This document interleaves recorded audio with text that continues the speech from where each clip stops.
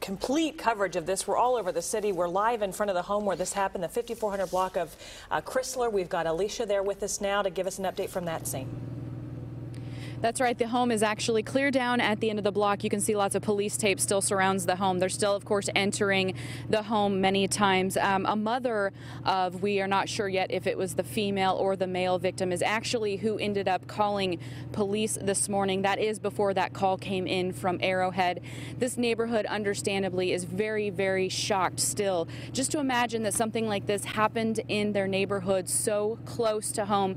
Right now, we're joined with Clarice, and I'm sorry, I can't remember your last name again. Last name is Dandridge. That's right. And you live in the neighborhood. Tell me a little bit how long you've lived here and what the neighborhood is usually like. Yeah, I've lived in this neighborhood approximately 7 years, and normally the neighborhood is very quiet, serene.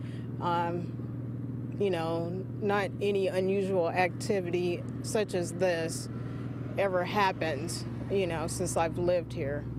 So we are very shocked today about what happened, and our prayers and thoughts are going out for each of the families.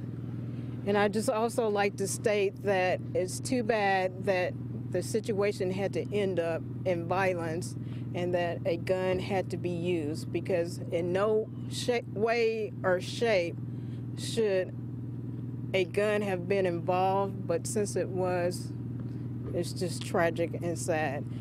And as far as the home association is concerned, yeah, our thoughts and prayers are going out again to the families. And also, as Kansas City as a whole, I just ask for all of us as a community to come together.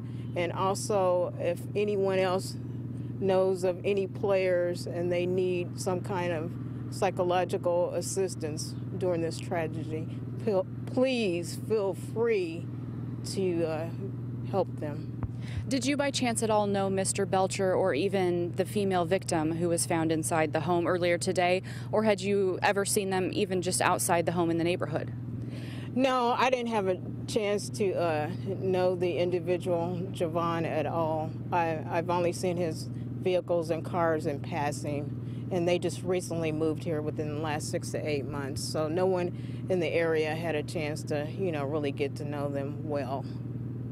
Definitely a shock today here on this block. I know many kids were even telling us that they said they just trick-or-treated at that house just a month ago or so.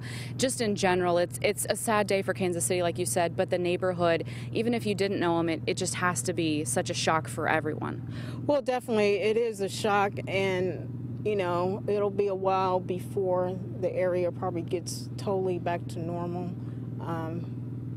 But we'll continue in prayer. All right, thank you so much for joining us. And we still have not had the name yet released, but police say that they will be releasing the name of the female victim shortly. So of course we will still stay here and let you know all the latest. Right now we're live in Raytown. Alicia Myers, 41 Action News. All right, thank you, Alicia.